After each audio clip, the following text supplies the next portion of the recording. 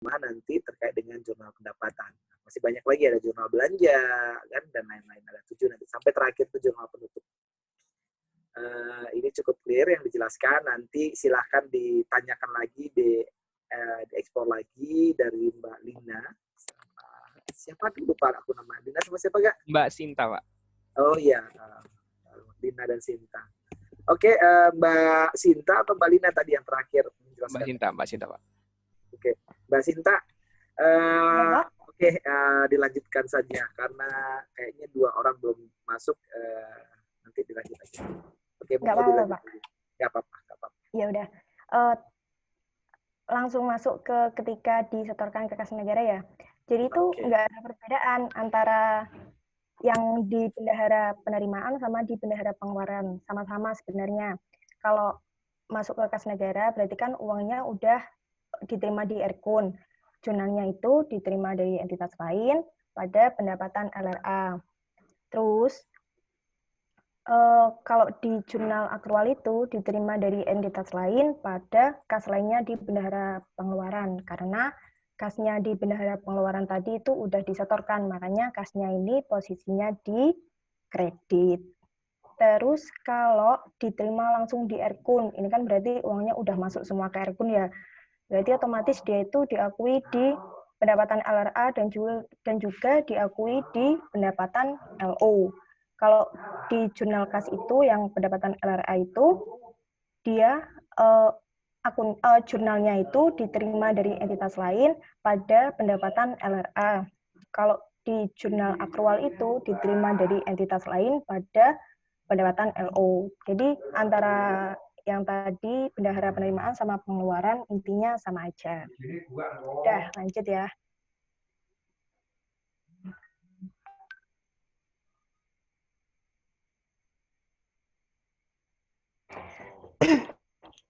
Yang ketiga itu mengenai jurnal pendapatan hibah. Nah, tadi kan hibah itu kan ada 2, hibah terencana dalam bentuk uang sama hibah langsung. Ingat ya, kalau hibah terencana itu diterimanya di HUN, kalau hibah langsung diterimanya di KL. Nah, yang pertama itu hibah terencana dalam bentuk uang. Karena dia itu diterima di HUN, otomatis kan uangnya masuk kas negara. Makanya langsung dicatat pada di jurnal kas, makanya dia itu juga dicatat. Terus penjurnalannya itu didel atau diterima dari entitas lain pada pendapatan LRA hibah. Kalau di jurnal akrualnya itu diterima dari entitas lain pada pendapatan LO hibah. Terus ketika diterima oleh KL dalam bentuk uang atau kas, penjurnalannya itu diterima dari entitas lain pada pendapatan LRA hibah. Yang jurnal akrualnya sama diterima dari entitas lain pada pendapatan LO hibah. Nah, yang beda ini itu kalau hibahnya diterima dalam bentuk ini barang atau jasa, dalam bentuk barang atau aset, atau bisa jasa, bisa surat berharga. Di jurnal kas itu no entry, di jurnal akrual itu jenis aset pada pendapatan LO hibah. Nah, kalau pencatatan pada jurnal kas pada pendapatan LRA itu kan hanya mengakui bentuk kas, sehingga untuk hibah dalam bentuk selain kas, dalam bentuk barang, aset, ataupun lainnya itu tidak dicatat dalam jurnal kas. Terus pada jurnal akrual, ketika asetnya itu diketahui nominalnya, maka dia itu langsung dicatat sebesar nilai nominal. Misalnya ada hibah dalam bentuk gedung ya, misalnya ini memberikan hibah gedung senilai 1M, ya udah berarti dicatat aja sebesar nilainya 1M. Terus kalau nggak diketahui nilai nominalnya pada berita acara hibah, misalnya cuma memberikan 1 buah motor gitu doang. Nah, dia itu bisa menggunakan tadi yang udah dijelaskan di awal itu yang ada harga pasar ataupun perkiraan atau taksiran harga wajar gitu. Lanjut.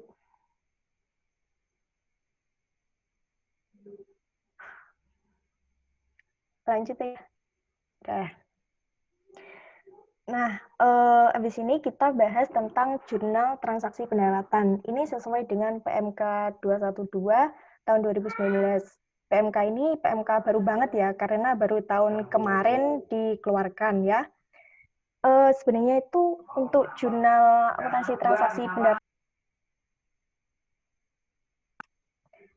sebenarnya itu untuk jurnal transaksi pendapatan itu ada 7, tapi untuk di PPT itu dijelaskan ini 2 ini. Jadi ya saya juga ikut menjelaskan 2 ini ya.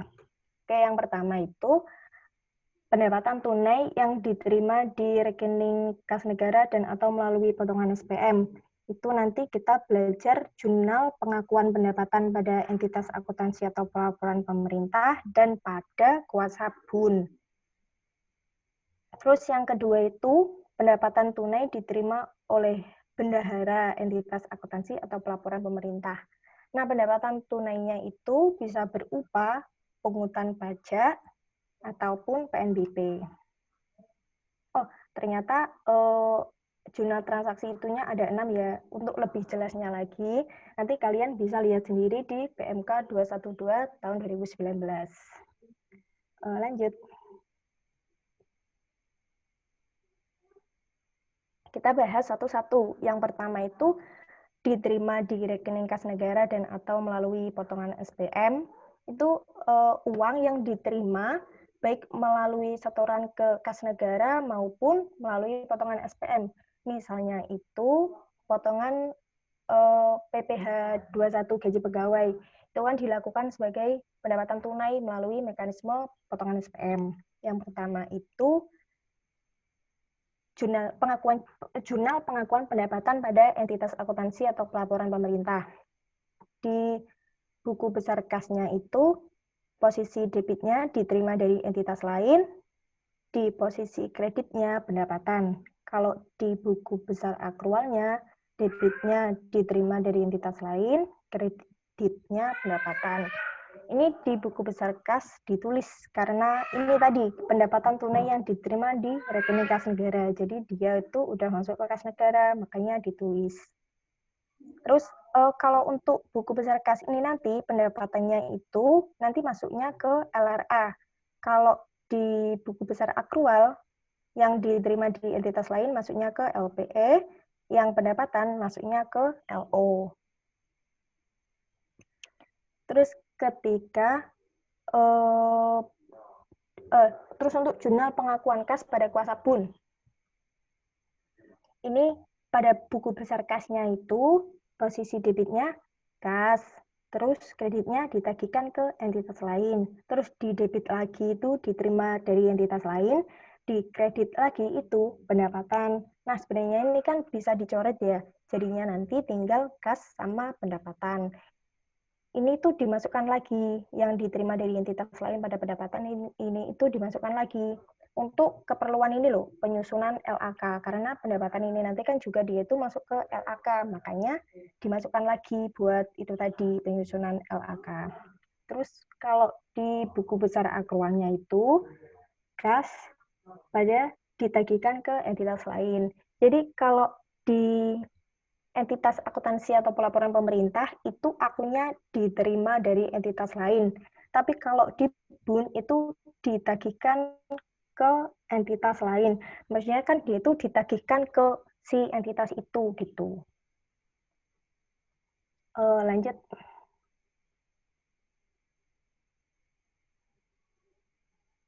Terus yang kedua kita bahas yang satunya. Itu yang pendapatan tunai diterima oleh bendahara entitas akuntansi atau pelaporan pemerintah, ada pungutan pajak sama PNBP. Lanjut ya, lanjut.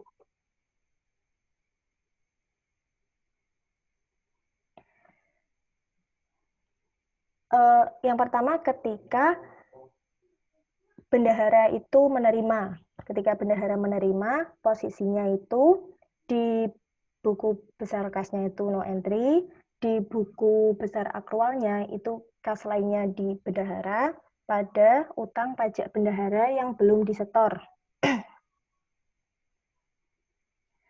Buku besar kas itu enggak mencatat. Kenapa? Karena ini itu masih berada di bendahara. dan dia itu belum disetor ke kas negara, makanya belum dicatat di buku besar kas. Terus kenapa di sini itu utang pajak bendahara yang belum disetor? Ya karena kan ini pendapatan pajak ya, masih berupa kewajiban yang harus disetor ke kas negara. Itu. Makanya akunnya itu ditulis utang pajak bendahara yang belum disetor. Terus ketika dia itu udah disetor ke kas negara, berarti dia itu harus melakukan jurnal balik atau penyesuaian. Tinggal dibalik aja jurnal pas ketika dia itu menerima uang pajak tadi, menerima pendapatan tunai tadi. Tinggal dibalik aja, tadi kan utang pajaknya itu dikredit. Artinya utang pajaknya itu kan nambah. Sekarang berada di posisi debit, artinya utang pajaknya udah berkurang. Terus kas lainnya di bendahara kan berkurang ya, kas kan saldo normalnya ada di debit. Karena berkurang udah disetorkan ke kas negara, makanya kasnya ini di posisi kredit. Terus untuk jurnal pengakuan realisasi, karena udah disetorkan ke kas negara, buku besar kasnya itu dicatat diterima dari entitas lain pada pendapatan perpajakan. Begitu juga di buku besar akrualnya diterima dari entitas lain pada pendapatan perpajakan. Kalau di buku besar kas itu pokoknya kalau pendapatan dia itu masuknya ke LRA. Kalau di buku besar akrual pendapatan itu masuknya di LO, diterima dari entitas lain itu masuknya di LPE. Lanjut.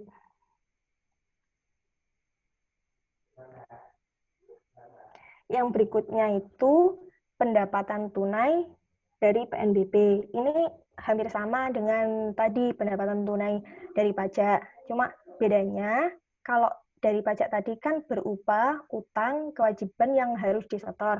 Kalau pendapatan tunai dari PNBP, akunnya itu berupa PNBP. Karena entitas akuntansi atau pelaporan pemerintah dalam hal ini penggunaan KL pengguna anggaran itu juga dia itu memungut PNBP gitu. Sama aja ketika bendahara menerima pendapatan dan belum disetor ke akun, jurnalnya itu kas di bendahara pada PNBP. Terus kalau udah disetor ke kas negara, berarti jurnalnya itu dibalik dan disesuaikan. Jadinya PNBP pada kas di bendahara karena kas di bendaharanya berkurang dan pendapatannya juga udah disetor tadi. Terus untuk pengakuan realisasinya sama aja pada buku besar kas itu jurnalnya diterima dari entitas lain, posisinya di debit dan di kreditnya itu PNBP. Terus di buku besar akrual juga sama, yang bedanya tadi pokoknya kalau pendapatan kas ini masuknya ke LRA.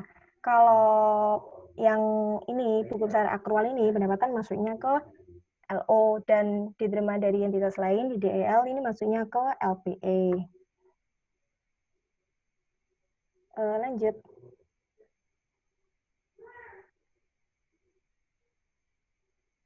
Yang berikutnya adalah penyajian dan pengungkapan. Pertama untuk pendapatan LRA. Pendapatan LRA itu disajikan menurut jenis pendapatan dengan menggunakan nilai rupiah. Klasifikasi menurut jenis pendapatan untuk pemerintah pusat itu kan ada tadi udah dibahas ya, ada pendapatan perpajakan, pendapatan bukan pajak, dan juga pendapatan hibah. Nah, rincian yang lebih lanjutnya itu nanti diungkapkan dalam CALK. Terus transaksi pendapatan ketika dalam mata uang asing dia itu dijabarkan dalam mata uang rupiah karena memang laporan kita kan pakainya mata uang rupiah. Dengan menggunakan kurs tengah bank sentral pada tanggal transaksi. Kurs tengah itu kurs antara kurs jual sama kurs beli. Terus kalau di pendapatan LO juga sama, dia itu disajikan dalam LO menurut jenis pendapatan dengan menggunakan nilai rupiah. Jenis pendapatannya itu juga dikelompokkan berdasarkan sama juga, ada pajak, buku PNBP, dan juga hibah. Terus untuk rinciannya itu diungkapkan dalam CALK. Terus kalau pendapatan LO-nya pakai mata uang asing, dia itu juga dijabarkan dalam mata uang rupiah menggunakan kurs tengah bank sentral. Bedanya ini yang nomor 4 ini. Kalau di LO itu ada ini transaksi pendapatan LO dalam bentuk barang atau jasa atau surat berharga diungkapkan dalam CELK sehingga dapat memberikan semua informasi yang relevan mengenai bentuk dari pendapatan LO. Di pendapatan LRA itu enggak ada karena di LRA itu kan berupanya itu kas. Jadinya kalau dalam bentuk barang atau jasa atau surat berharga ini tuh enggak disajikan di LRA tapi cuma di LO itu. Lanjut. Oke, yang berikutnya ini tentang akuntansi koreksi kesalahan. Lanjut aja. Ini definisi kesalahan. Kesalahan itu penyajian akun atau pos yang secara signifikan tidak sesuai dengan yang seharusnya, yang mempengaruhi laporan keuangan periode berjalan atau periode sebelumnya. Jadi ada 2 poin penting di kesalahan ini. Yang pertama itu secara signifikan tidak sesuai, sama dia itu mempengaruhi laporan keuangan. Dan itu kuncinya kesalahan. Terus ketika ada kesalahan, dia itu harus dilakukan koreksi. Nah, koreksi itu apa? Koreksi itu tindakan pembetulan secara akuntansi agar akun atau pos yang tersaji dalam laporan keuangan entitas itu menjadi sesuai. Terus, entitas akuntansi dan atau pelaporan itu wajib melakukan koreksi atas kesalahan segera setelah diketahui. Jadi, setiap ada kesalahan diketahui, setiap ketahuan kalau itu salah, ya udah berarti dia itu wajib melakukan koreksi. Terus yang kedua itu dalam menyusun dan menyajikan laporan keuangan, entitas akuntansi pelaporan itu harus melaporkan pengaruh kesalahan terhadap laporan keuangan yang disampaikan. Jadi kewajibannya itu ada 2. Yang pertama itu melakukan koreksi segera setelah diketahui, sama yang berikutnya itu melaporkan pengaruh kesalahannya tadi terhadap laporan keuangan yang disampaikan. Oke, lanjut.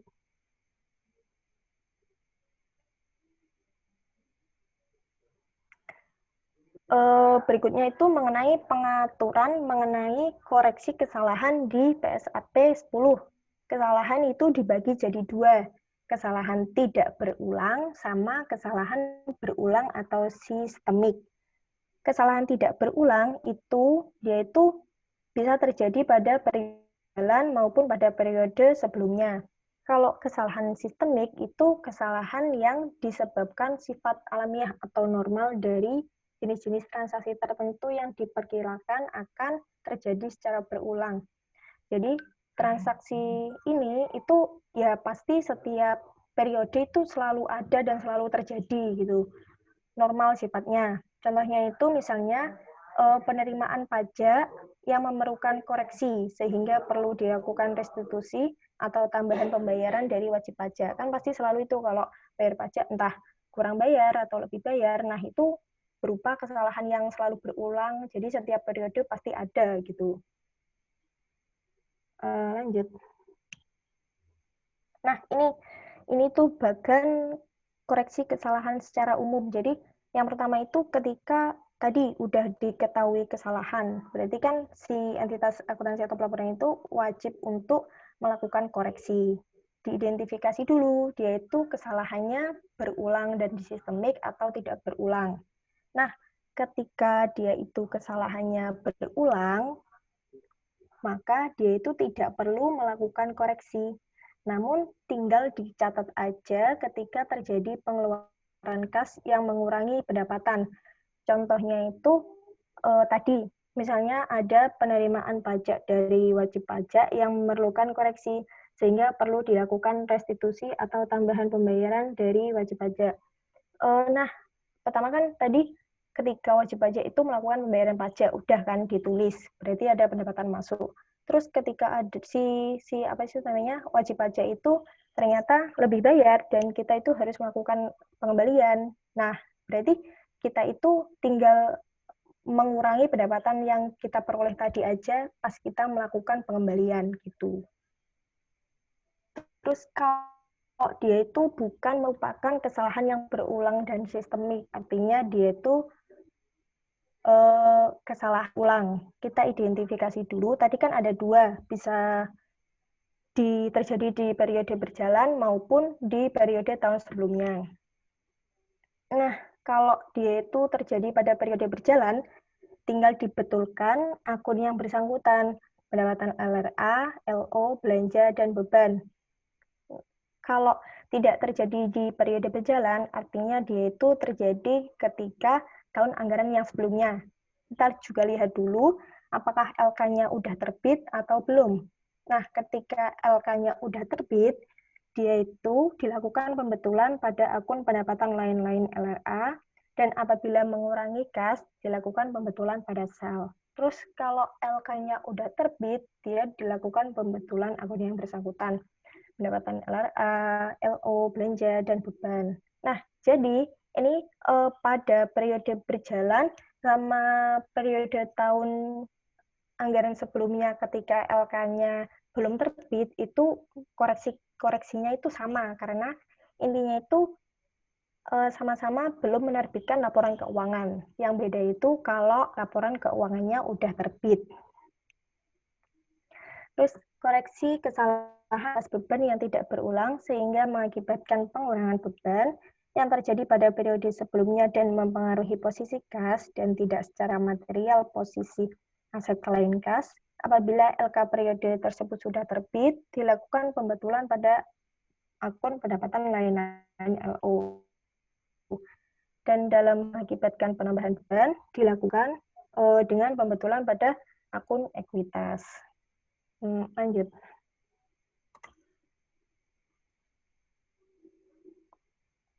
Ini kita bahas satu-satu. Tadi yang pertama ini kesalahan sistemik dan berulang. Ini contohnya yang kayak tadi restitusi pajak tadi. Koreksi untuk pengembalian pendapatannya di jurnal kas itu di posisi debitnya itu pendapatan LRA, di posisi kreditnya DDL. Tadi kan kalau setiap terjadi kesalahan itu langsung dicatat pada ketika kita mengeluarkan pendapatan, intinya gitu kalau pengembalian pendapatan. Jadinya kan pendapatan kita berkurang ya, pendapatan kan saldo saldo normalnya itu di posisi kredit. Ketika pendapatan kita berkurang berarti saldo normalnya di posisi debit gitu. Terus pada jurnal akrualnya juga sama, yang berkurang kan pendapatan jurnalnya itu pendapatan LO pada DDL. Terus kalau terjadi kekurangan pendapatan, ini di jurnal kasnya itu no entry, di jurnal akrualnya itu piutang pendapatan pada pendapatan LO.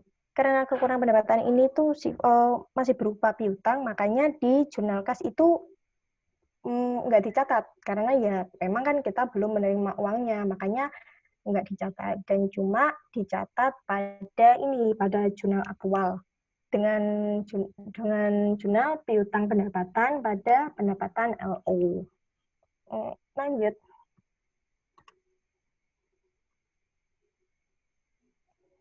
Yang berikutnya, ketika kesalahan tidak berulang. Tadi kan udah tak sebutkan. Kalau koreksi kesalahan tidak berulang ketika tahun anggaran berjalan sama tahun anggaran yang lalu, tapi LK-nya belum terbit, itu kan sama aja. Karena sama-sama LK-nya belum terbit, gitu aja. Koreksinya itu dilakukan dengan pembetulan pada akun yang bersangkutan, baik pada akun pendapatan LRA maupun akun pendapatan LO, seperti penambahan atau pengurangan transaksi pendapatan biasa. Jurnalnya sama dengan koreksi sebelumnya. Kalau berupa pengembalian pendapatan, yaitu dibukukan sebagai pengurang pendapatan. Artinya kan pendapatannya berkurang, jadi posisinya pendapatannya itu di debit pada diterima dari entitas lainnya, posisinya di kredit. Terus kalau penerimaan yang berasal dari setoran atas kekurangan pendapatan, yaitu dibukukan sebagai penambah pendapatan. Artinya pendapatannya itu bertambah kan, posisinya di kredit. Lanjut. Terus kalau koreksi kesalahannya itu pada tahun anggaran yang lalu, tapi LK-nya udah terbit. Koreksi kesalahannya itu dengan ini yang pertama itu ketika pengembalian dicatat pada jurnal kas LP sal posisinya di debit dan di kreditnya itu diterima dari entitas lain. Terus di jurnal akrualnya itu ekuitas posisinya di debit pada diterima dari entitas lain posisinya di kredit. Ingat kalau LK-nya udah terbit, tadi kan dilakukan pembetulan pada akun ini, sal. Makanya yang berkurang ini LP salnya ini. Terus kalau kekurangan pendapatan, ini juga sama, karena dilakukan pembetulannya pada akun ekuitas, ya udah berarti di jurnal akrualnya itu piutang pendapatan LO pada ekuitas. Artinya ekuitasnya kan bertambah. Karena ekuitas saldo normalnya kan posisinya di kredit. Kalau bertambah ya berarti dia ini posisinya di debit. Di jurnal kasnya no entry. Kenapa? Ya karena masih berupa piutang, belum ada uang masuk. Makanya nggak dicatat di jurnal kas. Lanjut.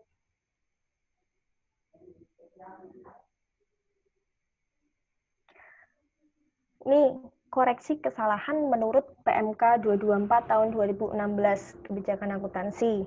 Yang pertama itu perlakuan khusus untuk pendapatan LO. Nah, untuk pendapatan LO koreksinya itu dibukukan sebagai pengurang ekuitas pada periode ditemukannya koreksi tersebut. Ini sama seperti yang tadi sudah tak jelaskan kan. Kalau pendapatan LO koreksinya itu mengurangi ekuitas tadi. Terus kalau terdapat putusan yang mengoreksi ketetapan pajak tahun sebelumnya, maka dia dilakukan koreksi atas pengakuan pendapatan pajak tahun sebelumnya. Yang berikutnya itu perlakuan khusus pendapatan LRA. Pengembalian yang sifatnya normal dan berulang atau recurring atas pendapatan LRA pada periode penerimaan maupun pada periode sebelumnya dibukukan sebagai pengurang pendapatan. Ini juga sama seperti yang tadi. Kalau pengembalian itu dibukukan sebagai pengurang pendapatan. Artinya pendapatannya itu posisinya di debit, terus di kreditnya itu diterima dari entitas lain. Yang kedua, koreksi dan pengembalian yang sifatnya tidak berulang atas pendapatan LRA yang terjadi pada periode penerimaan pendapatan dibukukan sebagai pengurang pendapatan pada periode yang sama. Ini juga sama kayak tadi. Terus yang ketiga, koreksi dan pengembalian yang sifatnya tidak berulang atas pendapatan LRA yang terjadi pada periode sebelumnya dibukukan sebagai pengurang ekuitas pada periode ditemukannya koreksi dan pengembalian tersebut.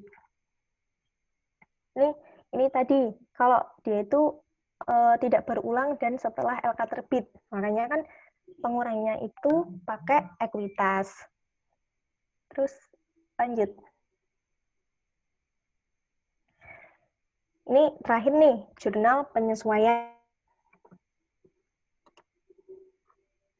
Penyesuaian itu dilakukan untuk menyesuaikan akun-akun pendapatan sama beban akrual sehingga laporan yang disajikan memenuhi konsep periodisitas. Ini tuh setiap akhir tahun anggaran itu dilakukan penyesuaian biar akun pendapatan sama beban itu memenuhi konsep periodisitas. Terus pendapatan dapat disajikan sesuai dengan nilai yang sesungguhnya. Itu semua hak yang udah diterima maupun belum diterima, dan pula beban yang merupakan kewajiban atau pengorbanan yang terjadi pada periode akuntansi. Terus yang berikutnya itu, jurnal penyesuaian dilakukan berdasarkan informasi pada dokumen sumber pendukung yang dituangkan dalam formulir memo penyesuaian. Lanjut aja.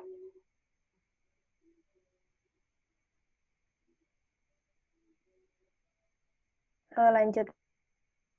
Nah, jurnal standar penyesuaian digunakan untuk menyesuaikan pos-pos dalam laporan keuangan sehingga dia itu menunjukkan saldo yang sebenarnya. Makanya itu biar menunjukkan saldo yang sebenarnya ya ini dilakukan jurnal penyesuaian.